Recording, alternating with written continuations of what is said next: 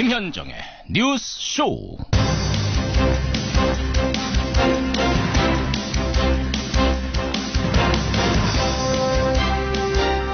평화의 아침이 밝았습니다. 평창의 아침도 밝았습니다. 애청자 여러분 안녕하십니까. 3번의 도전 끝에 유치한 평창 동계올림픽 드디어 오늘 저녁 8시 평창 올림픽 스타디움에서 막을 올립니다.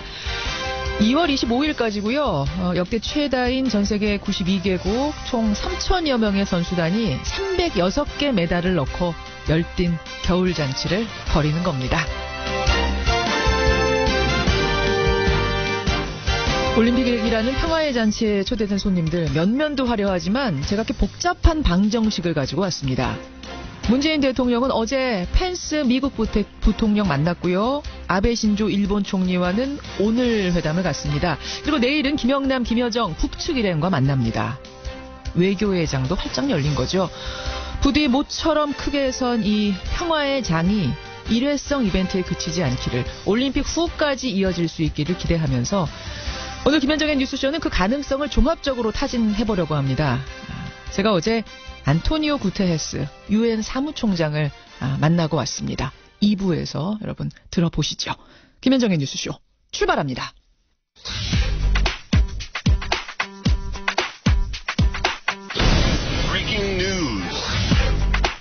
김현정의 뉴스쇼가 주목한 오늘의 포인트, 김정훈 기자 나와 있습니다. 어서 오세요, 김 기자. 네. 드디어 열렸네요. 맞습니다. 평창 축제의 서막이 오르고 있습니다. 공식 개막식은 저녁 8시입니다. 예. 그때부터 25일까지 강원도 평창에서 17일간의 뜨거운 열전이 이어지는 것이죠. 예. 사실 어제부터 경기가 시작되긴 했습니다. 그렇죠. 장예지 이기정 선수가 컬링 종목에서 핀란드를 꺾었지만 이어서 열린 중국과의 2차전에서는 아쉽게 패했네요. 예. 오늘은 프리스타일 스키 모굴 경기, 또 피겨 스케이팅 등에서 우리 선수들이 출전하고요. 관심을 모으는 건 역시 개막식이죠. 그렇죠. 행동하는 평화, 이런 주제 아래에서 한국의 전통문화 또 현대문화가 어우러지는 공연이 펼쳐질 예정이라고 하는데요. 출연진만 3천여 명이라고 합니다. 근데 성화의 최종 점화자 등은 아직 공개되지 않고 있네요.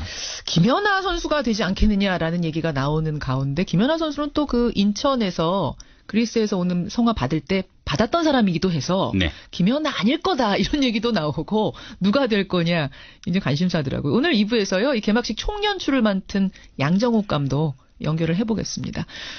자, 경기 자체도 자체지만 오는 손님들한테도 관심이 상당히 모아지고 있죠. 어마어마한 분들이 오거든요. 예. 평창올림픽의 개막을 축하하기 위해서 한국을 찾는 정상급 인사들이 21개국 27명이고요. 그렇죠. 이미 구테스 유엔 사무총장, 펜스 미국 부통령 등이 방한해 있고 아베 신조 일본 총리 등도 오늘 한국을 방문합니다. 예. 무엇보다 북한의 고위급 대표단에 관심이 크죠. 오늘 오는 거죠? 맞습니다. 김영남 최고인민회의 상임위원장을 단장으로 김정은 노동당 위원장의 동생 김여정, 그리고 최휘 국가체육지도위원장 등이 2박 3일 일정으로 방남합니다. 예. 문재인 대통령은 내일 이들을 접견하고 오찬도 함께 할 예정이라고 하네요. 지금 관심사가 뭘 가지고 올 건가, 어떤 보따리를 가지고 올 건가거든요. 이 부분 정세현 전 통일부 장관과 함께 잠시 후에 얘기 좀 나눠보죠. 어제는 북한예술단 공연도 있었습니다. 맞습니다. 예, 현송월 단장이 이끄는 삼전 관현악당이 어제 저녁 강릉에서 공연을 했죠. 예. 삼전 관현악단 자체가 그동안 사실 베일에 쌓여 있어서 큰 관심을 모았는데 우리에게도 익숙한 반갑습니다 노래를 시작으로 네. 제2에게 또 남자는 배 여자는 항구 이런 우리 노래도 불렀다고 해요. 북한의 체제 선전 노래를 하지 않을까 이런 우려도 있었는데 일부 곡을 두고는 잡음이 있었다고 합니다. 그렇죠. 어쨌든 삼전 관현악단은 11일 서울 국립중앙극장에서 두 번째 공연을 펼칩니다. 예, 여기까지 오늘의 포인트. 김정훈 기자 수고하셨습니다. 네. 문재인 대통령과 마이크 펜스 미국 부통령의 만찬 회동은 2시간 40분 동안 이 기회를 최대한 활용하여 북한을 대화의 장으로 이끌어내기 위해서 maximum pressure to bear. 북한이 핵과 탄도미사일 야망을 포기할 때까지 최대한의 압박을 가할 것입니다. 북한 고위급 대표단은 오늘 오후 1시 30분 인천공항에 도착할 예정입니다. 예, 평창올림픽 오늘 시작합니다. 당연히 스포츠 축제의 장이 될 겁니다. 그런데요, 이 스포츠 경기의 개막과 함께 한반도 평화를 위한 아주 중요한 외교전의 막도 올랐습니다. 문재인 대통령 어제 중국의 한정 상무위원 만난 데 이어서요. 저녁에는 펜스 부통령과 만찬을 했죠. 그리고 오늘 김여정 북한 제1부부장과 김영남 상임위원장이 전용기를 타고 들어옵니다. 이제 관심은 오늘 오는 김여정 보따리에 과연 무엇이 들어있는가.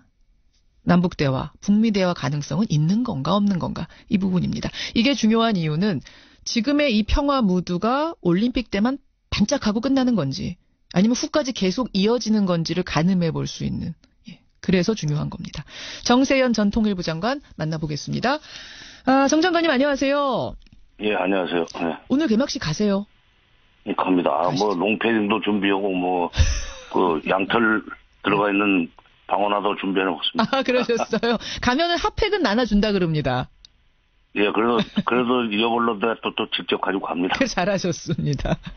자, 김영남은 누구냐, 김여정은 어떤 인물이냐, 이제 이런 설명들은 꽤 많이 나왔으니까 제가 단도직입적으로 여쭐게요, 장관님. 예.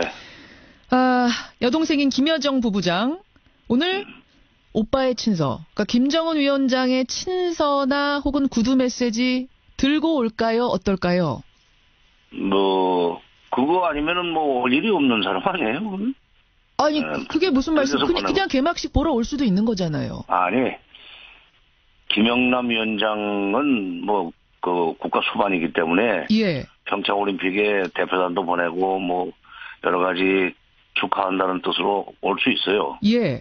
그러나 지금 갑자기 김여정 부부장이 직급이 부부장에서 제1부부장으로 올라갔습니다. 제1부부장. 승진한 거예요. 그렇더라고요, 최근에. 그거는, 그만큼 이번 대표단 속에서 비중이 높다는 뜻이에요. 예. 높여서 보낸 겁니다. 그러니까. 일부러. 그리고, 이미 지금 뉴스에 나왔지만은. 예. 내일 문재인 대통령과 이제 오찬을 하게 돼 있잖아요. 예. 대통령이 외국 손님이라고 해서 그렇게 전부, 밥 먹고 그러지 않습니다. 외국에서 온 손님이라고 다 같이 밥 먹어주는 거 아니에요? 아니, 그럼 어떻게 다 먹을 수 없죠. 더구나 이제, 북한의 경우에는. 예.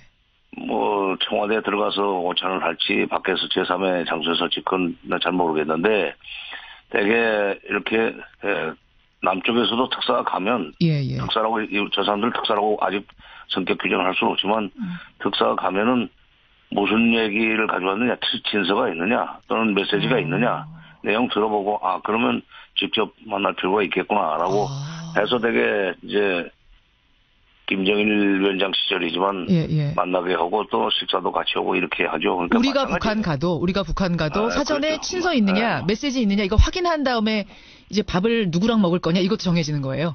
그렇죠. 그거 없이 오시면 그래 우리끼리 밥 먹고 구경 잘하고 가라.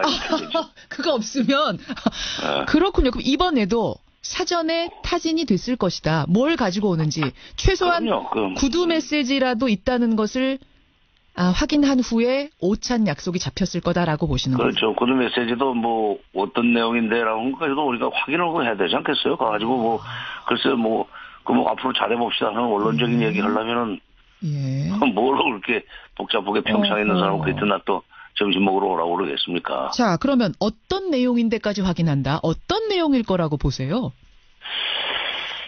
저는 지금 김정은 위원장이 친동생을 보내는 거 보면 자기 속마음을 비교적 진솔하게 전달할 수 있는 통로라고 봐서 보내고 그건 결국 앞으로 남북관계 어떤 식으로 풀어나갈 것인가. 특히 노무현 대통령이 금년 신년 기자회견에서 얘기했던 정상회담. 정상회담에 대해서, 뭔가 지금 답을 보내겠다는 것으로 좀 보내는 것 같습니다. 남북 정상회담에 대한 요청이 있을 것이다. 요청에는 우리가 이 얘기를 했기 때문에 거기에 대해서 이제 하답을 하는 거죠. 답변이 있을 것이다. 자, 그럼 김여정이라는 인물을 거의 김정은의 복심, 김정은의 아바타 이 정도로 봐도 되는 겁니까? 그렇죠. 그러니까 태양판 문고리입니다. 그것도 유일 문고리. 유일한 문고리. 우리 왜 박근혜 정부에서 문고리 3인방 그 사람 거치지 않고는 얘기가 안 된다 했던 그 문고리? 네. 근데 유일한 문고리예요. 김정은 위원장이. 아니, 지금 북한 체제의 특성상 쉽게 김정은 위원장한테 이렇게 접근할 수 있는 사람이 그렇게 많지가 않아요. 그래요. 유일한 동생이기 때문에. 경호원 없이 접근할 수 있는 유일한 사람 맞습니다. 그렇죠. 그런 셈이죠. 그렇죠. 그 행사 때 보니까 그 계급이 상당히 높은데도 불구하고 예. 뭐 결제 서류인지 뭐 서명할 것인지 그걸 앞에다 갖다 펴놓고 하는 거 보니까 예. 상당히 신뢰가 높고 또 웬만한 것은 다 자기가 처리한다는 식으로 그렇군요. 정리를 하기 때문에 예. 알겠습니다. 김정은 위원장의 유일한 문고리 아바타 김여정이 와서 남북 정상회담 하자는 얘기를 할 거다. 그럼 전 이제 궁금한 게 지금까지 북한의 입장은 남한 패싱이었잖아요. 우리는 미국만 상대하겠다. 북미 대화하자 항상 이거였는데 왜 이제는 남한과 대화하겠다라고 하는 걸까요? 작년에 우리가 제안한 대화에 대해서 뭐 이런 방법 대포도 없었지만은 예.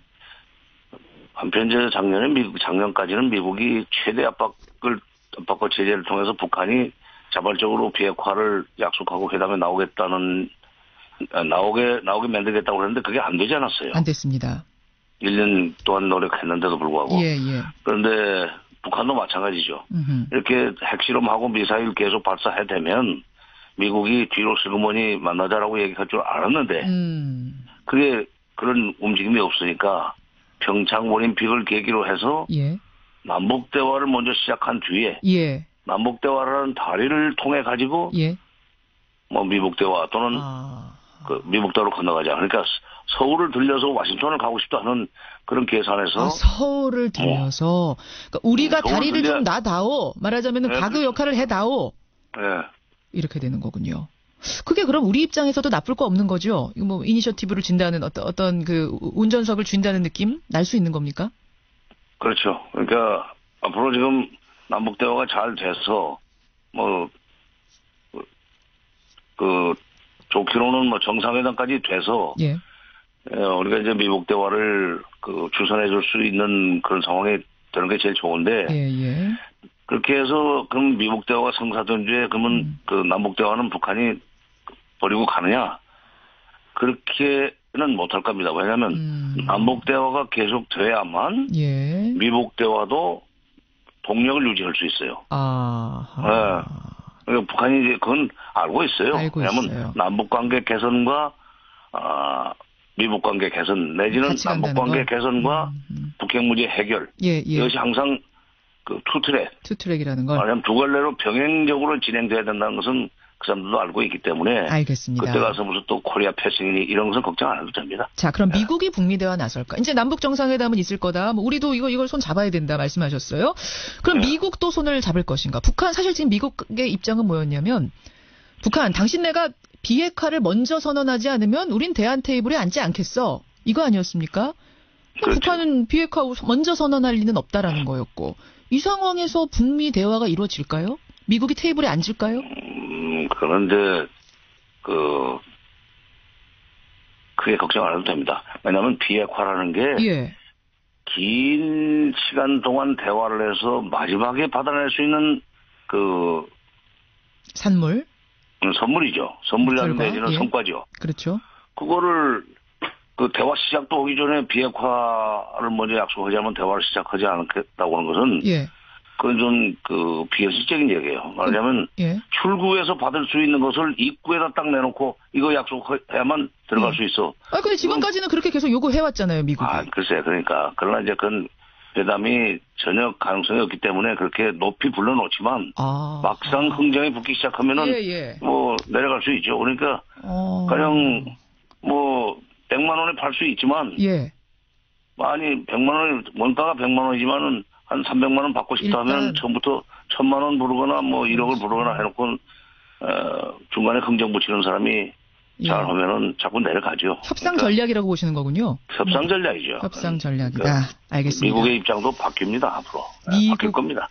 미국도 결국은 북미 대화에 나설 것이다. 이 말씀. 근데 어제요. 우리가 판을 깔아주면은 뭔 얘기를 지적하고 나와야지 계속 압박과 제재 타령만 하면서 밖에 있으면은 북핵 능력은 더 고도화될 텐데 그때 가서 책임은 누가 질 거예요? 못 이기는 지금까지 척. 대화 안 했기 때문에 북핵 능력이 고도화됐거든. 예. 알겠습니다. 근데 어제 펜스 부통령하고 문재인 대통령 만났을 때 문재인 대통령이 뭐 아주 직접적으로 북미 대화 나서십시오 이렇게 얘기하진 않았다지만 이제 뉘앙스를 풍겼답니다. 만나면 좋겠다라는. 근데 펜스 부통령은 아직까지 여기에 대해서 나는 뭐 동선도 같이 짜지 말아달라 이 정도로 좀 강압적인 거 아닙니까? 저 강경한 거 아닙니까? 그거 어떻게 보세요? 아니 그거는 지금 김여정과 김영남이 어떤 메시지를 가져오는지도 잘 모르면서 되게 이제 우리가 희망적 관측은 하고 있지만 그 내용도 모르는 상황에서 보따리를 완전히 풀진 않은 상태에서 미국이 처음부터 좋아 우리가 당신이 판만 깔아주면 얼마든지 미국 대화할 수 있다는 식으로 선거폭에 나갈 수가 없죠. 그러니까 남북 대화 해보고 또 그다음에 뭐 좋기로는 남북 정상회담에서 김정은 위원장의 확실한 의지를 확인해가지고 그 다음에 우리가 그걸 디딤돌로 해서 미국 대화를 추진해주면 그때 나와도 늦지 않는데 이거 뭐 김영남 얼굴도 보기도 전에 우리 대화하고 싶어 할 수는 없죠. 펜스 부통령이. 이것도 협상 전략 치열한 눈치 작전이 벌어지고 있는 거예요. 그럼요. 치열하게. 알겠습니다. 자존심 싸움도 있고. 이게 판이 읽히네요. 정세현 전 장관을 통해서 판을 읽어봤습니다. 이게 지금 어떤 협상 전략을 가지고 각각 임하고 있는 건지, 우리는 거기에서 어떤 스탠스, 어떤 그 위치를 선점해야 되는 건지 이게 읽힙니다. 여기까지 말씀 듣겠습니다. 개막식 잘 다녀오시고요. 예. 고맙습니다. 정세현 전 장관이었습니다.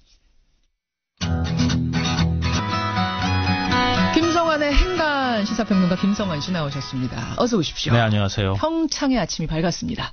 그러네요. 드디어 왔네요. 그날이. 맞습니다. 7년 정도 우리가 고생한 거잖아요. 그렇죠. 3번이나 물 마셨다 그래야 되나요? 떨어지고 난 다음에 겨우 이제 평창 유치했는데 그동안에 열심히 준비했으니까요. 이제부터는 그 빛을 이제 다시 봐야 될 때가 된 것 같습니다. 저는 평화의 기운 같은 것을 우리가 이거를 흡수해야 됩니다. 경기도 맞습니다. 경기지만 지금 이 분위기 있잖아요. 이걸 쭉 이어가기 위한 노력도 하면서 축제를 즐겼으면 좋겠습니다. 아까 정세현 전 장관 얘기 중에는 분명히 좋은 메시지가 있을 거다. 아무나 밥 먹여주지 않는다 청와대가. 이 얘기도 저는 굉장히 명쾌하게 들리네요. 아니 남북관계는요. 이 오리 같아요. 그러니까 겉으로는 이렇게 우아하게 있는 것 같지만 밑에서 막 뭔가가 이루어지고 있는 거거든요. 백조. 백조인가요? 죄송합니다. 비슷하게 생기긴 했어요. 오리나 백조나. 오리나 백조나. 알겠습니다. 김성환의 행간에서는 뭐 가지고 오셨어요? 어제 저녁 강릉 아트센터에서 북한 예술단 공연이 있었습니다. 열렸습니다. 이 현장 분위기가 아주 뜨거웠다고 하는데요. 140명 역대 최대 규모의 예술단원이 노래와 연주를 펼칠 때마다 관중들이 뜨거운 박수갈채를 보냈다고 합니다. 2002년 이후 16년 만에 남쪽에서 펼쳐진 북한 예술단 공연. 이 뉴스의 행간을 좀 살펴볼까 합니다. 최대 관심은 무슨 노래 부를 거냐 이거였는데 사실 맞아요. 북한에서 안 알려줬잖아요. 끝까지. 그러게요. 두고 보시라오 뭐 이런 거 있잖아요. 그 남쪽에 우리나라의 대중가요들이 많이 선정되더라고요. 그러게요. 저도 좋아하는 노래들이 꽤 많이 있는 것 어떤 같은데요. 거 좋아하세요? 제2에게, 남자는 배, 여자는 항구, 이별, 당신은 모르실 거야, 사랑의 미로, 다 함께 차차차. 아주 우리 취향 저격이었어요. 맞아요. 홀로 아리랑 왁스의 여정도 들어가 있었어요. 심지어. 뭐 우리 케이팝이 들어갈 거냐 말 거냐 여러 가지 얘기가 있었는데 그 정도까지는 아니어도 국민 모두가 공감할 수 있는 노래들을 많이 넣은 것 같습니다. 맞습니다. 반갑습니다로 시작은 했고. 반갑습니다로 시작했고 다시 만납시다. 이 노래로 끝을 맺었는데요. 이 노래 부르고 나갈 때 다시 만나자 그러면서 그 가수들이 이 손을 흔들면서 얘기를 했다고 하는데 관중들도 같이 눈물을 흘리기도 하고 그랬다고 합니다. 자, 16년 만입니다. 16년 만에 이 남한에서 예술단이 공연을 했습니다. 이 뉴스의 행간 이면에도 분명히 뭔가가 있죠. 네, 첫 번째 행간은요. 트집잡기 보도가 민망해졌다입니다. 트집잡기 보도요? 네, 예술단 공연을 준비할 단계부터 시작해서 사실은 국내 언론 중에 계속 트집잡기식 보도를 하는 그런 것들이 많이 있었습니다. 사실 어느 특정 언론이라고 말하기도 좀 민망한데요. 현성월 단장이 방문했을 때는 뭐 신변잡기식 보도를 하고 굉장히 선정적인 보도들이 막 쏟아져 나왔잖아요. 그렇죠. 그리고 10시간도 안 돼서 공연에 합의를 했다. 이거 가지고도 회의 시간이 짧은 것까지 시비를 걸기도 했었고요. 왜 회의 시간이 짧냐는 것까지? 왜 이렇게 빨리 합의했느냐 뭐 이런 것까지 얘기했고요. 공연 레퍼토리가 정해지지도 않았는데 심지어 공영방송까지 나서서 체제 선전장이 될 거다 이런 우려를 쏟아내기도 했었습니다. 또 한 신문은 정부가 공연 관람 신청 받기 시작한 첫날에 예. 공연 내용도 모르는데 관람 신청하라고 한다. 뭐 이런 그것도 얘기까지 비판했어요? 됐어요. 네, 그렇게요. 아니 내용은 알아야 가는 거 아니냐. 뭐 이런 얘기까지 하는데요. 결과는 어땠습니까? 뭐 기우였다고 봐야 되나요? 너무 트집잡기식으로 우리가 좀 사소한 것까지 너무 신경을 썼던 거 아닌가 싶기는 한데요. 물론 이제 공연 직전에 두 노래에 가사 가지고 사실 좀 신경전이 있었다고는 하는데 맞아요. 그걸 이제 수정하고 한 노래는 뺐다고 하잖아요. 예, 예. 근데 이 기억 떠올리시면 이게 북한의 태도가 얼마나 바뀌었는지 알 수 있는데요. 현성월 단장이 단원들을 이끌고 중국 가서 공연했을 때 1.1획도 빼지 않겠다. 돌아왔잖아요, 그냥. 철수하고 와버렸잖아요. 바로 철수했습니다. 이번에는 노래도 빼고 가사도 바꿔서 부르고 그랬어요. 맞아요. 그러니까 북한의 태도가 얼마나 바뀌었는지 알 수 있는 대목인 것 같습니다. 두 번째 행간 뭔가요? 두 번째 행간은 실향의 아픔에 비해 좌석은 너무너무 부족했다입니다. 경쟁률이 얼마였습니까? 그 관람권, 무료 관람권 140대 1이었습니다. 140대 1. 거의 번개 맞을 야. 확률에 가까운데요. 번개가. 저는 사실 왜 제가 이 말씀을 드리냐면요. 예. 전 복권도 그렇게 당첨이 안 되거든요. 이거 감히 신청할 생각도 못 했는데 당첨된 분들이 있더라고요. 그러게요. 일반 응모 관객이 560명, 실향민이 포함되어 있는 초청 관객이 252명. 예, 이렇게 해서 한 800명 정도가 봤어요, 공연을. 예. 근데 이 공연을 가장 가서 보고 싶은 사람이 누구였겠습니까? 아, 이상가족들 아니었을까요? 그렇죠. 실향민과 이상가족일 겁니다. 심지어는 이 당첨이 못된 분들, 이런 분들 중에서 이상가족이 있는 그런 이제 가족에서는 제발 우리 부모님 한번 구경할 수 있게 표 저한테 나눠주시면 안 되나요? 근데 사실은 애초부터 불가능한 일이었는데 이런 부탁을 하기도 하고 양도는 그랬습니다. 불가능한 거였어요. 예, 신분을 다 확인하는 과정이 있어야 됐기 때문에. 20, 30대 청년이었던 실향민들이 이제 80대 노인이 됐습니다. 예. 지난해 기준 이상가족 상봉 신청자가 13만 1,300명 정도가 됐는데요.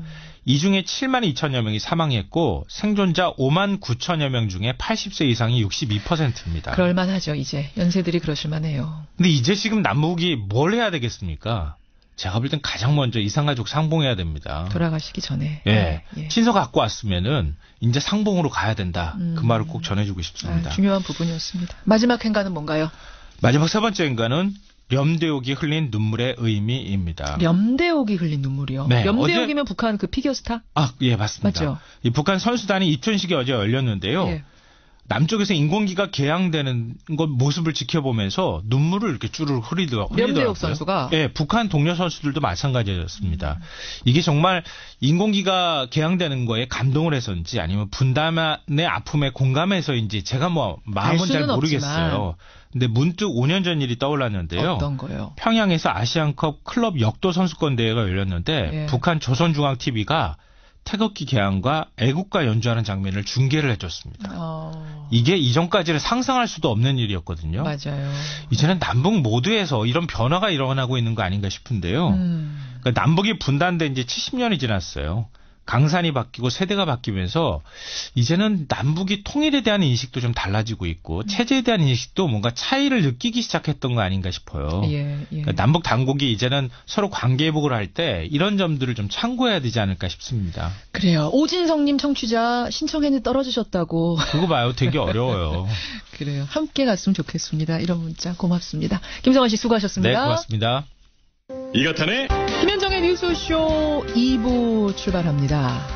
지난 5일이었죠. 이명박 전 대통령의 집사로 불리는 김백준 전 청와대 총무기획관 구속 기소가 됐습니다. 그런데 그 공소장에 이명박 대통령이 주범 이렇게 표기되어 있다는 검찰 관계자의 발언이 보도가 됐었죠. 그 공소장을요. 전해철 의원실이 입수했다고 합니다. 정말로 주범으로 표기가 돼 있는 건지 주범이라고 표현을 할 만큼 어떤 명확한 근거들이 제시가 돼 있는 건지 공소장을 꼼꼼히 함께 살펴보겠습니다. 그런가 하면 어제요. 안토니오 구테레스 유엔 사무총장이 저희 CBS를 방문했습니다. 세바시 강연도 하고요. 또 저와 인터뷰도 하고 또 많은 그 관객들과 소통하는 시간도 가졌습니다. 제가 그 자리에 참석했습니다, 여러분. 잠시 후에 내용 한번 확인을 해보시죠. 오늘 8시 개막식 열립니다. 평창. 도대체 개막식의 최종 그 성화 봉송자는 누굴까? 어떤 가수들 출연하나? 어떤 이벤트가 준비되어 있나 굉장히 궁금한데요. 이 비밀들을 모두 알고 있는 사람은 개막식의 총 연출을 맡은 양정웅 감독입니다. 뭐 비밀들을 다 공개해 주십시오 이렇게는 못하겠지만 개막식의 분위기는 우리가 함께 느낄 수 있을 것 같아서요. 평창 양정웅 개막식 총 연출 잠시 후에 만나보죠. 50원의 단문 100원의 장문 유료 문자 샵 1212 카톡 레인보우까지 열어놓고 출발합니다. 따로 불렸던 김백준 씨가 뇌물방조 그리고 국고손실방조 혐의로 기소가 됐습니다. 그런데 그 공소장에 이명박 전 대통령이 주범이라고 표시가 되어 있다는 검찰의 발언이 나오면서 상당히 파장이 있었는데요. 이게 사실이었습니다. 공소장에는 명백히 MB가 주범이다 적혀 있고 그 주범으로 볼 수밖에 없는 결정적인 이유들이 함께 적혀 있었습니다. 자, 이 김백준 씨의 공소장을 입수해서 직접 확인한 분, 더불어민주당 전해철 의원 연결을 해보죠. 전해철 의원님, 안녕하세요. 예, 안녕하십니까. 공소장, 그러니까 검찰에다가 공식적으로 요청을 해서 받으신 거죠? 예, 그렇습니다. 예. 정말로 MB가 주범, 김백준 씨는 전달자, 이렇게 적혀 있던가요? 그렇습니다. 그러니까 이명박 전 대통령이 김성호 전 원장이나 원세훈 전 국정원장에게 먼저 2억 원씩을 주라고 요구를 했고요. 그래서 이 요구에 따라서 전직 두 원장이 돈을 마련해줬다라는 게 이제 분명히 이렇게 규정이 되어 있습니다. 그러니까 추정이 아니라 진짜로 이명박 전 대통령, 그러니까 당시 대통령이 국정원장한테 돈 가져오라고 직접 지시를 했다고요? 그렇습니다. 그러니까 김성호 전 원장에게는 2008년 4, 5월경에 국정원장 특수공작사업비 중 2억 원을 교부주라 주라 이렇게 요구를 했다는 2억 원이라는 액수까지 얘기하면서 갖고 오라고 했답니까? 그렇습니다. 또 특수공작 사업비 중에서 가져와라라고까지 이야기했다는 거고요. 구체적으로. 그리고 원세훈 전 원장에게도 2010년 7, 8월경에 역시 특별사업비 중 2억 원을 주라 뭐 이렇게 요구했다라고 이제 공소장에 기재가 되어 있습니다. 이것도 역시 직접 지시 2억 원 액수까지 콕 찍어서 가져오라 했다.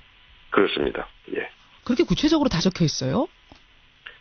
그렇습니다. 그러니까 적어도 이제 이렇게 구체적으로 공소장에 쓸 정도였다면요. 관련자의 진술이 거의 정확하게 이런 이야기들을 분명하게 확인했다라고 저희들이 이제 생각해도 되겠죠. 그러니까 정황상 이렇게건이가 아니라 이 정도로 쓸 정도면은 김성호, 원세훈 두 국정원장이 자백을 한 거다. 그 증언이 나온 거다. 이렇게 지금 판단할 수 있는 거군요. 그렇습니다. 그러니까 기본적인 사실관계에 의해서 범죄의 협의가 확인됐다 이렇게 이제 볼 수 있는데요. 구체적으로는 김성호 원세훈 두 원장의 진술이라든지 또 김백준 전 비서관의 진술, 기타 이제 예산 담당관이라든지 경립팀장 이런 사람들에 대한 진술이 다 종합적으로 고려돼서 이런 공소사실이 완성되지 않았나라고 생각합니다. 자, 그러면 김성호 국정원장 2억, 원세훈 국정원장 2억. 이 사람들은 대통령이 돈 달라고 하니까 그냥 준 겁니까? 아니면 줄 수밖에 없는 다른 이유도 있었다고 써 있던가요? 이제 뇌물수수지 않습니까? 제명이. 그렇죠. 뇌물수수 경우에는 대체적으로 어떤 업무와 관련이 있어서 줬다라는 게 이제 공소장에 나와 있는데요. 역시 공소장에 의하면 김성호 전 원장의 경우에는 당시에 청문회가 개최되지 못할 정도로 굉장히 많은 의혹이 제기되고 했습니다. 그런 문제를 잘 해결하기 위해서 또 원장으로 임명을 해야 되겠다라는 것에 의해서 했다는 거고. 잠깐만요. 하나하나씩 보죠. 그러니까 김성호 당시 원장은 청문회가 개최되지 못할 정도로 연이은 의혹 제기에도 불구하고 국정원장 임명을 강행해 준 것에 대한 보답, 그리고 향후 국정원장직 유지, 인사 이런 것을 할 때 각종 편의를 제공받을 것을 기대하면서 2억 원을 건넸다 이렇게 써 있는 거죠. 그렇습니다. 그러니까 당시 이제 김성호 전 원장은 청문회 할 때 삼성 떡값 문제로 해서 굉장히 여야에 굉장히 큰 다툼이 있었습니다. 그런 부분에 대해서 잘 무마하려고 했다라고 이제 특정 사실이 기재가 되어 있습니다. 기가 막히네요. 국정원장 임명을 강행해 준 것에 대한 보답의 의미. 참 원세훈 원장은 어떻게 적혀 있던가요? 네, 마찬가지로 국정원 운영 과정에서 발생한 여러 문제로 인해서 문책론이 나옴에도 불구하고 국정원장직을 유지할 수 있게 해준 것에 대한 보답, 또 향후 국정원장을 유지하기 위해서 이와 같이 금원을 지급했다라고 나와 있는데요. 원세훈 전 원장의 경우에도 그 외교적으로 굉장히 논란이 된 사건이 있었죠. 인도네시아 대통령 특사단 숙소 잠입 사건이라고. 그 특사들이 왔는데 국정원에서 호텔에 잠입을 해가지고 몰래 잠입을 해서 노트북을 들여다보다가 들킨 거잖아요. 엄청난 사건이었죠, 사실. 사실 그 사건은 나라를 굉장히 망신시키고 국가 정보 조직으로서는 있을 수 없는 일들을 했던 거였거든요. 맞습니다. 그래서 예. 사실 여론상은 원장이 좀 책임져야 되는 거 아니냐 그렇게 나왔습니다만은 아무튼 이런 일들이 있음에도 불구하고 문책론을 피하기 위해서 이런 금원을 지급했다라고 이제 공소장에는 이와 같이 좀 포괄적으로 나와 있습니다. 국회 문책론에도 불구하고 국정원장직을 유지할 수 있게 해준 것에 대한 보답. 그러니까 아까 전에는 인사청문회를 무사히 강행시켜준 것에 대한 보답. 이번에는 문책론에도 불구하고 나를 자르지 않은 것에 대한 보답. 이렇게 되는 거네요. 그렇습니다. 야, 그렇게 해서 2억씩을 건넸다라고 지금 공소장 내용을 얘기하고 계시는 거예요. 그러면 예, 그렇습니다. 이 공소장 주인공은 지금 사실 MB가 아니라 김백준 씨잖아요. 예. 김백준 전 비서관은 어떤 역할을 했다고 거기 적혀 있습니까? 그러니까 이명박 전 대통령이 요구로 국정원장이 돈을 말해서 전달할 때 그 돈을 받아서 전달하는 돈을 받아서 이제 이명박 전 대통령이 전달했던 어떻게 보면 단순한 심부름을 한 것으로 이렇게 나와 있고요. 그래서 실제 김백준 전 비서관의 죄명도 특정범죄가중처벌법 그 뇌물 수수에 대해서 방조범으로 나와 있습니다. 아, 방조범. 뿐만이 아니고 이와 같이 국고를 손실한 특정범죄가중처벌법 역시 국고 손실죄에서도 주범이 아니고 방조범, 뇌물도 마찬가지, 국고 손실도 마찬가지, 방조범으로 기재가 되어 있어서 김백준 전 비서관은 사실 단순 심부름이다라는 게 이제 그동안 수사 결과에서 밝혀진 것으로 보입니다. 아니 그럼 지금까지는 MB 측에서 계속 억울하다, 이거 정치 보복이다, 우리 모른다 이랬던 건데 이 정도가 나오면 특히 국정원장들이 다 자백을 해버렸다면 이제는 발뺌하기 어려운 상황까지 간 거 아닌가요? 그러니까 어디까지 전 국정원장이 자백했는지는 이제 추가로 두 전직 원장에 대해서 수사를 해서 밝혀지겠습니다만은 적어도 이와 같이 공소장에 특정되게 이야기를 했다면 전직 원장 포함해서 관련자들의 진술이 아주 구체적이다라고 저희들이 생각할 수 있기 때문에 이 부분에 대한 이명박 전 대통령의 부인은 조금 쉽지 않을 거다라고 생각합니다. 만약 이제 물론 올림픽 후에 이제 검찰이 이 MB를 불러서 수사를 할 테고 이 혐의들을 가지고 기소를 하게 되면 그러면 처벌 수위는 이 정도면은 어느 정도나 되는 건가요? 지금 뇌물수수가 합쳐서 4억 원이거든요. 그렇게 보면 특정범죄가중처벌법에 따라서 무기 또는 10년 이상의 징역형에 처해지게 됩니다. 무기 또는 징역 10년까지도? 10년 이상? 10년 이상이죠. 그 정도까지도 가중처벌이 되는 거군요. 상당히 무거운 이게 범죄라는 뜻인데 MB는 이 특활비 건 외에도 지금 다스 건, BBK 건 다 걸려 있잖아요. 그렇습니다. 지금 다스 관련해서도 비자금 125억 원 조성 5억이라든지 또 투자금을 140억 회수할 때 직권남용이나 국가기관을 활용한 거 아니냐라든지 또 군과 국정원의 댓글 공작 수사에서도 청와대가 어느 정도까지 관여했는지 또 MB 시절에 사실 있을 수 없는 범죄 중에 하나가 민간인 사찰이었습니다. 그렇죠. 이번에도 그 국정원 돈 중에서 일부를 그 민간인 사찰에 입막음용으로 썼다라고 해서 이제 그 당시 비서관이 구속되기도 했는데요. 이 국정원의 그런 과정들 또 민간인 사찰의 입막음 등등에 대해서 이제 청와대가 어디까지 관여했는지 그리고 근래 밝혀진 겁니다만은 다스 회사에서 대통령 기록물이 발견됐죠. 그렇죠. 대통령 기록물법 위반이죠. 등등에 대해서 충분한 수사가 이루어져야 된다 봅니다. 알겠습니다. 저는 이 공소장 보니까 지금 MB 이름이 13번 적혀 있어요. 그렇습니다. 이게 지금 김백준 공소장인지 MB 공소장인지 모르겠습니다. 실제로 김백준 전 비서관의 공소장입니다만은 방조범으로 되어 있어서 또 주도적인 일을 한 게 이명박 전 대통령의 역할 또 구체적인 사실관계가 나와 있어서 이 부분에 대해서는 이명박 전 대통령이 상당히 책임을 면하기는 어렵다라고 보입니다. 전해철 의원 만나고 있습니다. 공소장 내용 꼼꼼하게 들여다봤고요. 그러자 전 의원님. 경기지사 출마 선언 하셨잖아요. 사실상 출마 선언하고 지금 이제 경선 본선 준비하고 있습니다. 자신은 있으십니까? 열심히 하고 있습니다. 열심히. 어제 그 이재명 성남시장 나오셨어요, 여기 뉴스쇼. 들으셨어요? 아니 듣지는 못했고요. 이후에 그 인터뷰했던 내용을 전문 보셨어요? 확인했습니다. 예. 예. 경쟁자잖아요, 두 분이. 예. 어제 많은 경쟁자가 있습니다. 예. 많은 경쟁자가 당내에.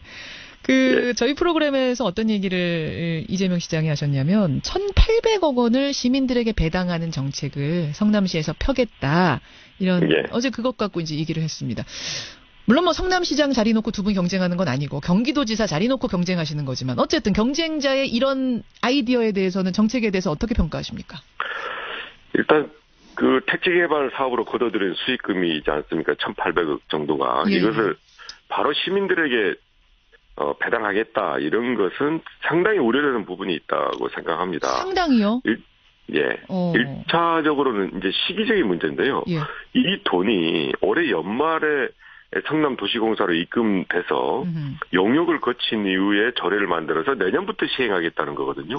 그러면 이재명 시장이 재임 시절에 할 수 있는 것이 아니고 이후 시장이 해야 될 일인데 여기에 대해서 바로 이렇게 이야기를 하고 더더군다나 이런 부분에 대해서 충분한 설명이 없이 일방적으로 발표해서 여당 의원, 제2당 의원조차도 이거 왜 이렇게 같은 당 의원들과 상의 없이 하냐라고 이제 문제 제기를 할 정도로 일방적으로 그러니까 이재명 시장의 재임 중의 일도 아닌 후임이 시장이 결정해야 될 일을 한다는 것이 문제고요.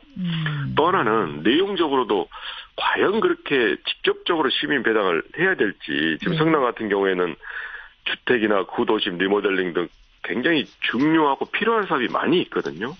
또 예를 들면 시민단체에서도 납득할 수 없다라고 이제 이야기하고 있는 것 중에 하나가 도시공원 일몰제로 해서 성남시가 공원 부지를 유지하기 위한 매입 비용을 좀 확보를 해야 합니다. 하지만 이재명 시장의 경우에는 이 매입 비용 확보를 재임 중에 약 15억 원밖에 못해서 현재 적립금이 57억에 불과하거든요. 어제 제가 그거 질문했는데 충분하다고 하시던데요. 그 정도면 괜찮다고? 아니, 명쾌하게 대답하지 않았고요. 그러니까 적립금이 57억에 현재 불과해서 4,500억 정도를 조성해야만이 이 공원에 대한 계속 유지 관리를 할 수 있는 권한을 확보할 텐데 그러니까 제가 말씀드린 거는 이와 같이 실제 쓸 때가 많이 있는데 이걸 일방적으로 이렇게 시민 배당으로 하는 게 맞는 건가? 그리고 적어도 말씀드린 바와 같이 이렇게 필요성이 있다 그러면 조금은 공론화를 하고 조금 더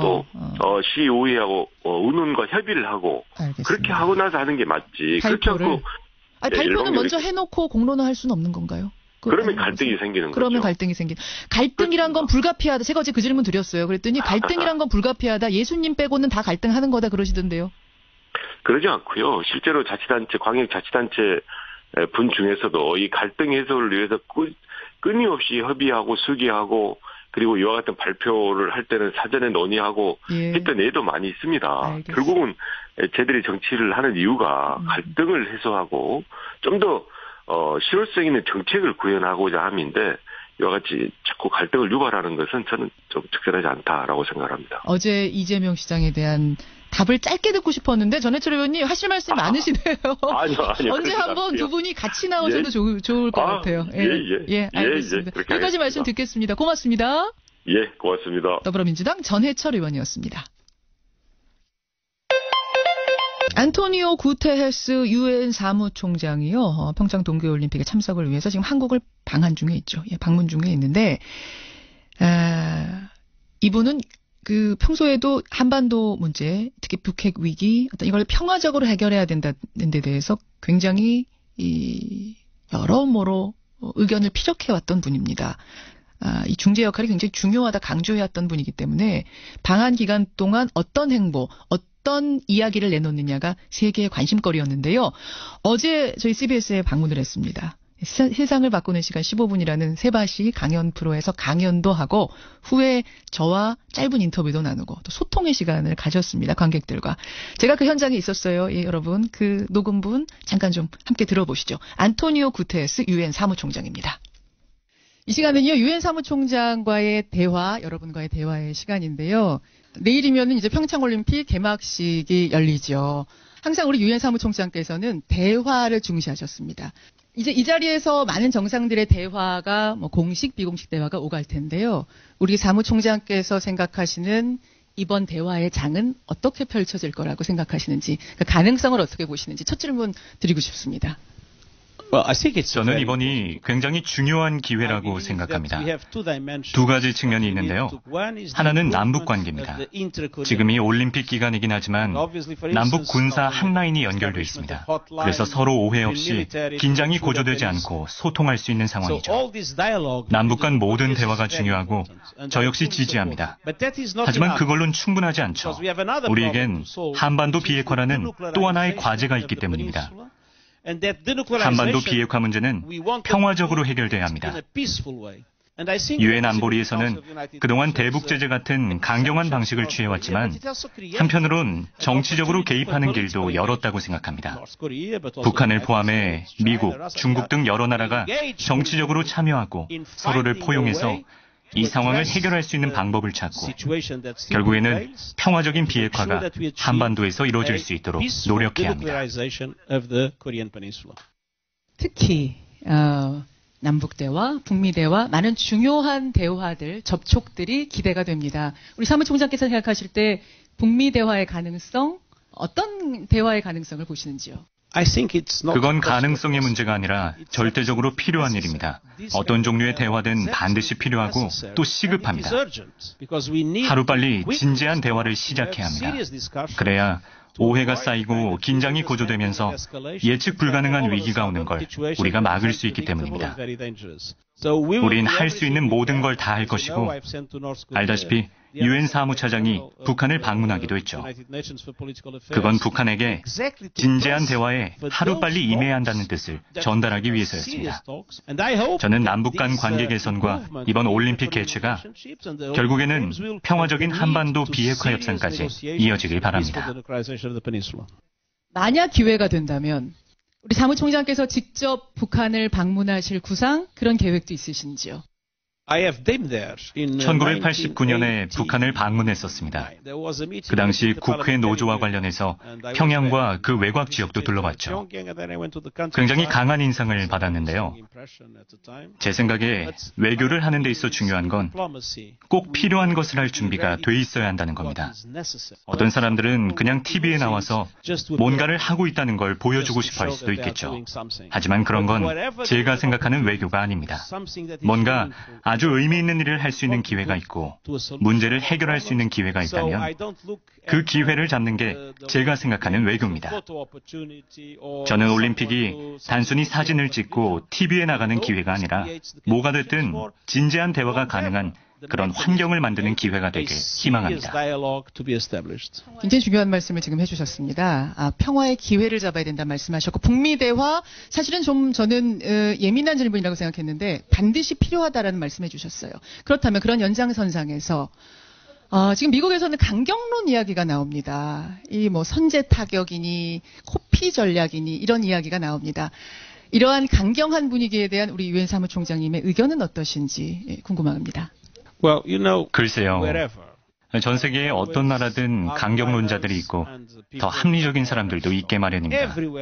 우리는 지금 전 세계에서 강경론자들이 득세할 기회를 줄일 필요가 있습니다.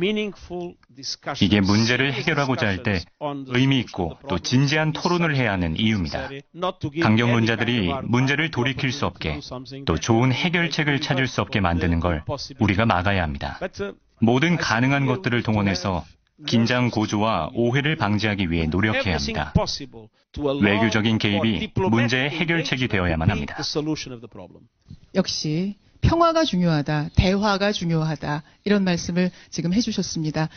자, 이제는 여러분들께 질문 기회를 드리겠습니다. 아까 저쪽에 하얀 목도리 하신 남성분, 기회 드리겠습니다.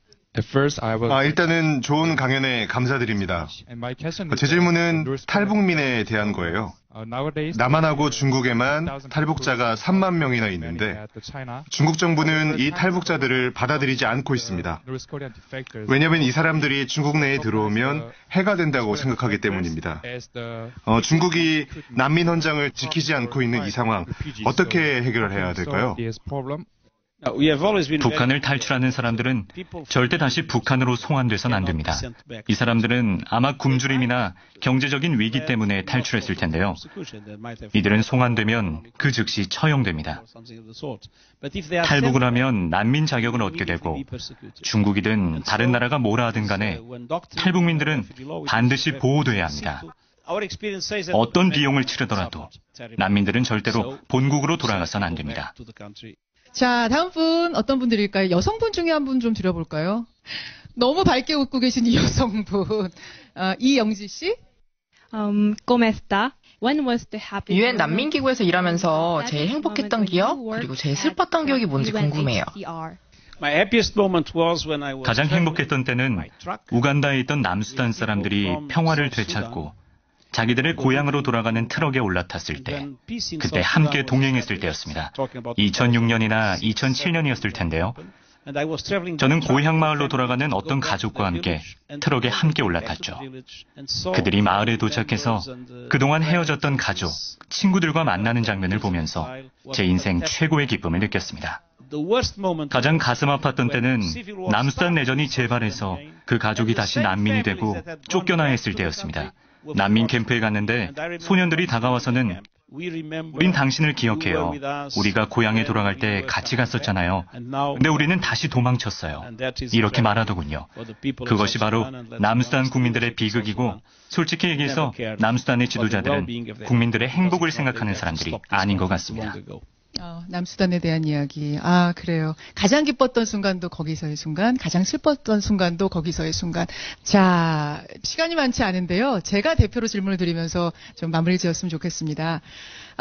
청년들이 많이 앉아 계세요. 우리나라에 지금 많은 청년들이 취업 문제로 고민하고 있죠. 정말 열심히 살았는데 나 무슨 일을 하면서 살아가야 하나? 내가 원하는 그 잡을 나는 구할 수 있을까? 이런 고민들하고 살아갑니다. 우리뿐만이 아닐 거예요. 세계의 많은 청춘들이 비슷한 고민을 이 시대에 하고 있을 텐데 이 청춘들을 위해서, 이 젊은이들을 위해서 우리 유엔 사무총장께서 좋은 말씀, 좋은 메시지 하나 전해주시면 어떨까요? 저는 전 세계가 경제 정책에서 가장 중점을 둬야 하는 부분이 바로 청년 실업을 타개하는 것이라고 봅니다. 더 좋은 교육 훈련, 구체적인 직업의 창출, 특정 부문에 대한 청년들의 배치 등이 그 방법이 될 수 있겠죠. 하지만 오늘날 청년 실업 문제는 세계 사회보장 정책의 우선순위에 있어야 합니다. 유엔도 그것을 위해 가능한 모든 방법들을 동원하고 있습니다. 정부들이 청년 일자리 창출에 우선순위를 두도록 하는 아젠다 2030이라는 캠페인을 하고 있고 국가적 과제일 뿐 아니라 국제 협력의 과제로 다뤄져야 한다는 점을 항상 강조하고 있습니다. 자, 어떠셨어요, 여러분? 시간이 길진 않지만 하나하나가 다 주옥 같은 말씀들이었죠. It was really impressive for us. 정말 바쁜 시간이세요. 우리 구테스 총장님. 정말 바쁜 시간에 청년들과 함께 시간을 보내고 싶다, 함께 호흡하고 싶다고 내주신 귀한 시간입니다. 우리 구테스 총장님께 다시 한번 열화와 같은 박수 보내주십시오.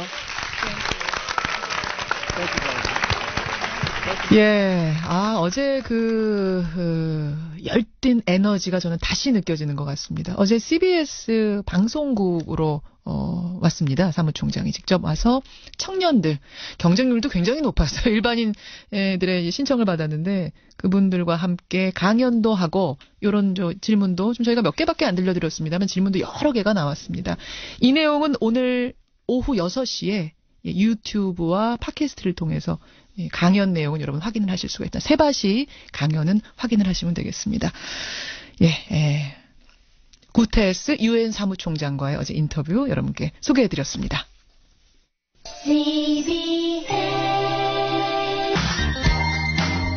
청취자 이선화님, 유엔 사무총장님, 유엔의 본분인 평화정착을 실천하려는 분 같은 느낌이 든다. 참 다행이다. 이런 말씀 주셨고요. 많은 분들이 어떻게 섭외를 했습니까? 물으셨는데요. 사실 좀 비화를 말씀을 드리자면은 사무총장이 굉장히 많은 일정이 있을 거 아닙니까? 하여튼 정말로 이제 분 단위로 있는 일정 중에 청년을 만나고 싶다. 한국의 청년들과 얘기하고 싶다. 그러면 뭘 해야 되느냐라고 우리 유엔에, 유엔 한국 사무소에다가 질문을 했답니다.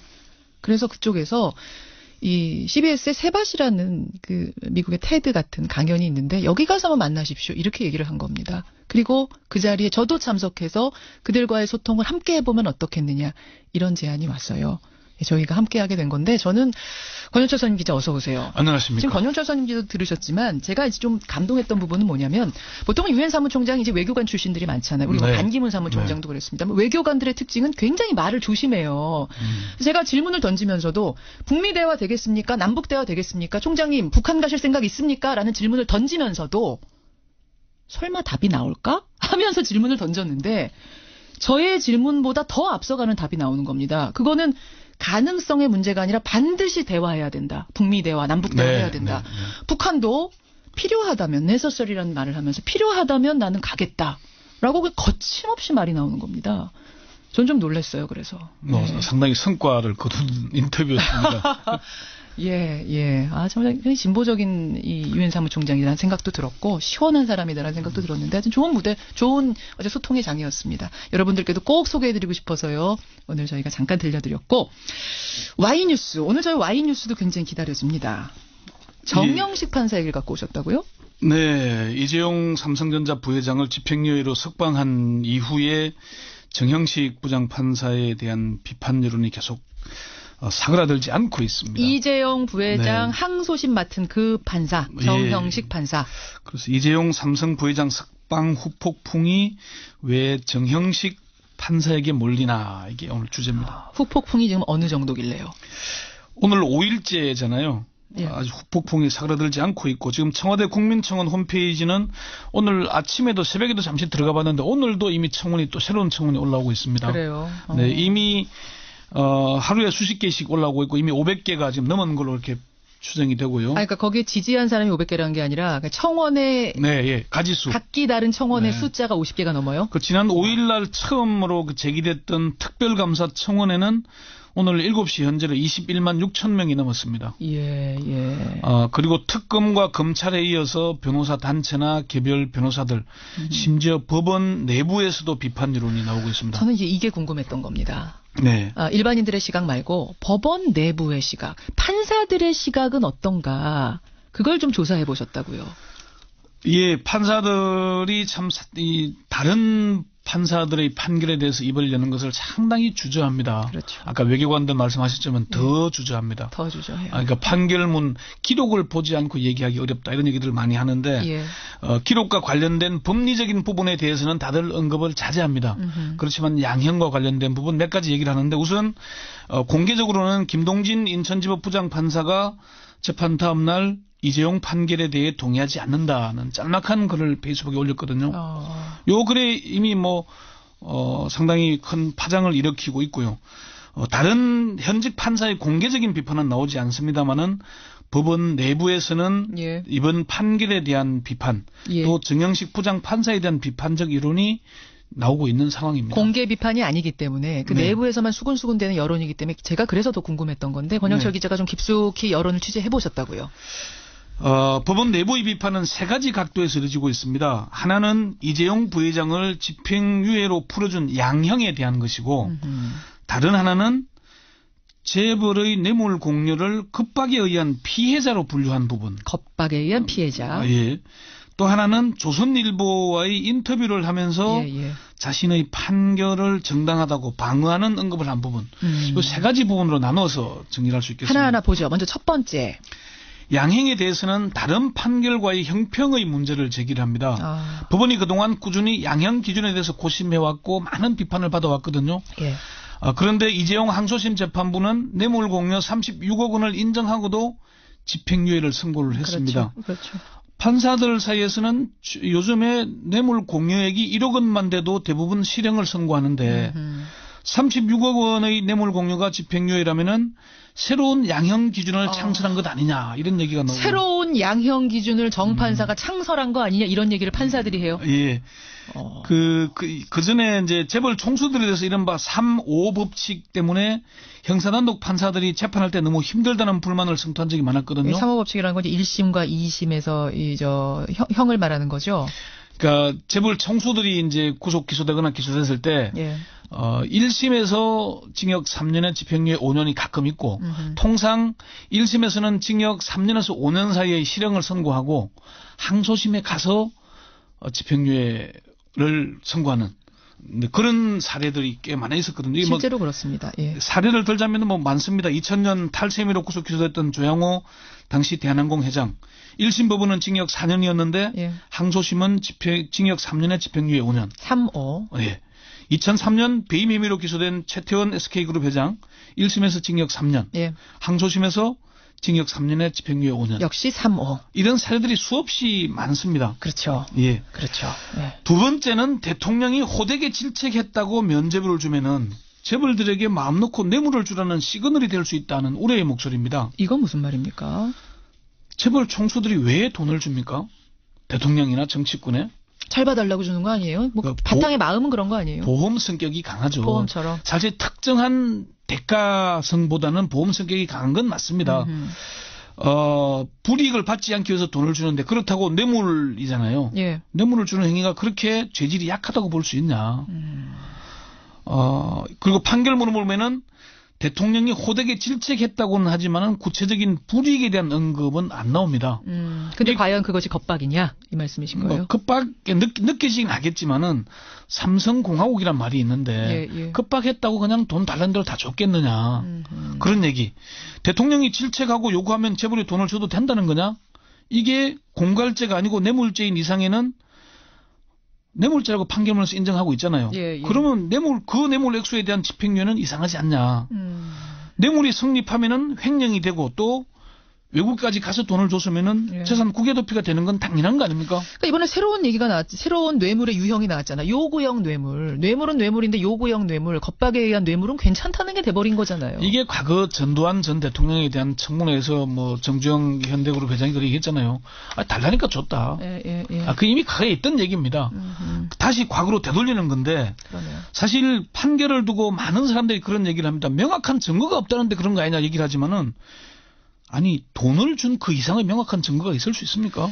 그러게요. 녹취록이 나오겠습니까? 녹음이 나오겠습니까? 과연 과거에는 정경유착이었던 행태들이 왜 이번에는 정경유착이 아니라고 받는가가 명쾌하게 설명 안 된다. 지금 그 말씀 하시는 거예요. 그런 얘기고요. 세 번째 여론은 뭡니까? 판사들의 여론 지금 보고 있습니다. 조선일보의 인터뷰와 관련한 얘기인데요. 구체적인 언급 이런 얘기를 하잖아요. 조선일보하고 이게 판결 다음 날 인터뷰했던가요? 그렇게 나오죠. 기사에. 조선일보 기자와 만나서 법리는 양보할 수 없는 명확한 영역이었고 고민할 사안이 아니었다. 그리고 가장 고민했던 것은 이 부회장의 석방 여부였다라고 이렇게 조선일보가 보도하고 있죠. 이 인터뷰가 왜 비판의 대상이냐면은 창원지법 이정열 전 부장판사가 징계를 받았습니다. 그렇죠. 왜 징계를 받았냐? 법원 조직법 65조의 재판부 합의 내용은 공개하지 않는다는 걸 어겼기 때문이었습니다. 그러면 정 부장판사의 저런 언급은 합의 내용 공개 금지 위반이 아니냐? 물론 언급에 뭐 1에 1이었다든지 이런 표현은 없습니다만은 법리 부분 명확했다. 집행유예 여부 고민했다고 하는 건 부적절하다는 겁니다. 그러니까 합의부 재판인데 마치 본인의 단독 재판인 것처럼 개인 입장을 밝히는 게 과연 이게 옳았는가 할 수 있는 일인가 이 부분에 대한 얘기인가요? 네, 그렇습니다. 당연히 그 얘기입니다. 일선 판사들은 판사가 자신의 판결에 대해 언론 인터뷰를 통해서 정당성을 주장하는 것은 바람직하지 않다고 그렇군요. 이구동성으로 얘기를 합니다. 특히 정치색이 강한 언론의 단독 인터뷰 자체가 공정성이나 법관의 독립에 좋지 않다고 보는 겁니다. 재판부도 근데 언론 인터뷰 하긴 하잖아요. 뭐 설명하는. 제가 법조를 출입한 적이 꽤 되긴 했습니다만은 뭐 판결 배경을 설명하는 백브리핑 정도는 했는데 자신의 판결이 정당하다고 주장하기 위해서 단독 인터뷰하는 형식은 잘 안 합니다. 자, 그러니까 전반적인 지금 법원 내 여론, 판사들의 여론은 비판적이다 이 말씀이신데. 근데 그렇다고 해서 정영식 판사 개인 신상털이까지 하는 건 이건 과한 거 아닌가? 그건 어떻게 보세요? 당연히 과하죠. 그래서는 안 됩니다. 안 되는 거지만은 오죽하면 그러겠냐는 부분도 없잖아 있다는 것. 우리가 국민들이 마지막으로 기댈 수 있는 게 법은 아니겠습니까? 그렇죠. 최후의 보루입니다. 뭐 그렇게 해서는 안 되겠지만 우리가 법관들도 이 법관에 대한 특혜가 자기네 개인으로 잡아주기 위한 건 아니잖아요. 아니죠. 물론. 판결을 똑바로 하라는 거거든요. 국민을 두려워해야 됩니다. 국민을 두려워해야 주권자이기 때문에. 울림이 있는 마지막 말로 인사 나누겠습니다. 권영철 선임 기자 수고하셨습니다. 네. 이번 2018 평창 동계올림픽의 테마는 평화입니다. 평화. 올림픽의 꽃이라고 할 수 있는 개막식 바로 오늘 저녁 8시로 예정이 돼 있죠. 개막식 퍼포먼스에는요, 개최국인 우리나라가 세계에 보내는 그런 메시지들이 담기게 될 텐데요. 아까 평화라고 제가 말씀드렸죠. 그래서 이 평화를 어떻게 담아낼 것인가, 어떻게 표현해낼 것인가가 지금 관심사입니다. 바로 그 부분을 표현해낼 분, 개막식 총 연출을 맡은 분 지금부터 만나보죠. 양정훈 감독 연결이 돼 있습니다. 양정훈 감독님 안녕하세요. 네, 안녕하세요. 반갑습니다. 얼마나 바쁘세요? 네, 눈코 뜰 새 없이. 눈코 뜰 새 없이. 네. 오늘 저녁 8시니까 이분이 지금 정말로 밥 먹을 시간도 없는 와중에 뉴스쇼를 위해서 시간을 잠깐 내주셨어요. 네. 우선 감사드리고요. 난타의 송승환 감독님이 개폐막식 총감독이 되는 거고. 네네네. 우리 양 감독님이 개막식 연출 총괄이 되시는 거죠? 네네네. 예. 오늘 저녁 8시. 준비는 100% 끝난 겁니까? 네. 이제 개막하는 일이 남았습니다. 네. 소감이 어떠세요? 긴장되고 떨리지 않는다면 거짓말인 것 같고요. 그렇죠. 근데 설레임과 흥분이 더 많이 되고요. 빨리 개회식이 시작돼서 좋은 공연을 전 세계에 보여주면 좋겠습니다. 몇 시간짜리 프로그램이에요? 총 2시간 10분입니다. 2시간 10분. 몇 명의 스텝이 동원됐습니까? 스텝만 치면은 한 2,100여 명 가까이 되는 것 같습니다. 네. 2,100여 명? 거기 지금 출연자 또 따로 있어요? 네, 출연자도 약 2,000여 명 가까이 됩니다. 네. 어마어마한 규모네요. 네. 이거 언제부터 준비하신 거예요? 저는 합류한 지는 조금 늦었고요. 이거는 한 2년 반 정도 준비한 걸로 알고 있습니다. 네. 잠깐만요. 개막식만 2년 반이요? 개폐회식 총 합쳐서. 네네. 거의 국가대표 선수들이 훈련하는 기간하고 맞먹겠는데요. 네. 엄청나네요. 오랫동안 공들이고 많은 분들이 참여한 개막식 한마디로 설명하라고 그러면 딱 한마디로 표현하라고 하라면 뭡니까?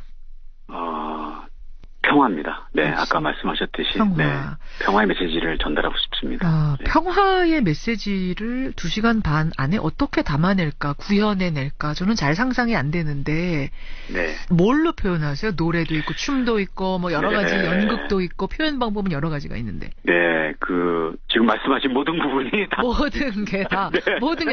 자, 그럼 제가 이렇게 질문드릴게요. 사실 88 올림픽 하면은 지금도 가장 먼저 떠오르는 게 굴렁쇠 소년이다 이런 분들 많고요. 네. 주제가 손에 손 잡고 손에 손 잡고 이거 아직도 불러요. 저 가사 다 외울 정도로. 이번 평창 올림픽의 그런 포인트가 되는 부분 퍼포먼스는 어떤 게 있을까요? 지금 사실은 개회식 전이라 이게 재밌게 말씀드릴 수 없는 비밀은 지켜주시면서 스포일은 안 하시면서 어느 정도 수준까지만 되는 데까지만. 저희는 어쨌든 한국 전통 예술과 현대 예술이 굉장히 혼합된 어떤 글로벌한 그런 문화 공연을 준비하고 있고요. 그리고 굴렁쇠 소년과 손에 손 잡고의 오마주가 짧게. 그래요? 짧게 아주 들어갈 것 같기도 합니다. 네. 야, 기대되는데요. 88 올림픽 이후에 우리가 지금 사실은 첫 올림픽이죠. 네네. 보면서 그때를 추억할 수 있는 이런 게 뭔가 있다. 오마주가 있다. 네, 오마주가 있는데 굉장히 숨은 그림 찾기 같은 그런 메타포 같은. 잘 찾아야 오마주고요. 네, 그리고 사실 30년이 지났기 때문에 이제 그 당시의 분위기와는 다르게 또 굉장히 모던하면서도 또 새로운 기법을 저희는 찾고 있습니다. 기대되는데요. 기대됩니다. 장면 준비하시면서 제일 힘들었던 장면을 하나 꼽으라면 추위가 가장 힘들었던 것 같습니다. 역시 추위. 그리고 또 그렇지만 또 열정으로 그런 걸 이겨냈고요. 그리고 다 같이 이제 출연진 스텝 합하면 4,000여 명이 넘잖아요. 그렇죠. 역시 평화라는 것도 다 함께 모여서 각자의 다양성의 소리를 내고 또 그걸 조율하고 함께 그 공동의 어떤 그 목적을 향해서 나아가는 그런 부분이 가장 또 힘들면서도 보람 있고 그랬던 것 같습니다. 준비하는 과정도 평화였군요. 그러니까 모두가 평화를 주제가 평화이기 때문에 평화를 실천하기 위해서 엄청 노력했습니다. 지금 날씨 얘기하셨는데 네네. 그러자도 개막식, 폐막식 구경 가는 분들이 날씨 때문에 많이 걱정하세요. 옷을 네네. 여러 겹 껴입고 와라라는 얘기 주의사항은 들었습니다만 네네. 그거 말고 자체적으로 세운 추위 대책 같은 건 없습니까? 네, 저희 방한용품 6개가 준비된 6종 세트가 준비된 방한 패키지를 다 이렇게 지급을 해드릴 거거든요. 무료로요? 그럼 네네, 무료입니다. 뭐가 들어있어요? 핫팩 들어있을 거고, 그럼. 네, 핫팩 들어있고, 뭐, 담요, 그 다음에 이렇게 판초 우이, 뭐, 이런 종류들이 들어있습니다. 6종 들어있는 거. 근데 사실, 어저께까지만 해도 굉장히 추웠거든요. 근데, 이제 오늘 되게 좀 날씨가 풀렸고요. 영상으로까지 올라간다는 예보가 있어서 아주 기대하고 있는데요. 그럼에도 불구하고 뭐, 평창이 고지가 700고지다 보니까, 그렇죠. 좀 개인적으로 좀, 많이 준비해 오시면 좋을 것 같습니다. 그래요. 특히 발, 귀, 뭐 이런 데가 싫습니다. 양말 좀 두껍게 신으시고, 여러 개 신으시고, 귀마개 같은 것도, 모자나 이런 거 준비해 오시면 좋겠습니다. 그래요. 네. 개막식, 아까 전에 손에 손잡고 얘기 제가 잠깐 드렸는데, 그때는 이제 코리아나가 부른 거였습니다. 네네네. 어떤 가수가 주제가를 부르느냐, 뭐 이것도 굉장히 중요해요. 관심들 많으세요. 가수 선정은 어떻게 하셨어요? 뭐, 굉장히 심혈을 기울여서 많은 분들이 함께 고민하고 회의하고 선정을 했는데요. 일단 출연진에 대한 언급이 일단 개회식 전에는 절대 할 수 없는 그 비밀 유지 각서에 서약을 했기 때문에. 그러면 몇 명이나 나오는지는 얘기해 주실 수 있어요? 가수가? 가수가요? 가수가 근데 뭐 이게 나오시는 분이 있고 또 이게 음원에 참여하신 분도 있고 사실 그렇기 때문에 그런 거를 또 이렇게 보시면서 찾아보시는 것도 그래요. 이 부분은 또 출연하셨고 또 이런 가수분들은 또 함께 레코드에 참여했구나 이렇게 찾아보는 재미도 있으실 것 같습니다. 마지막 성화봉송 주자도 결정이 됐죠? 당연히. 네, 됐습니다. 네. 그것도 관심사죠.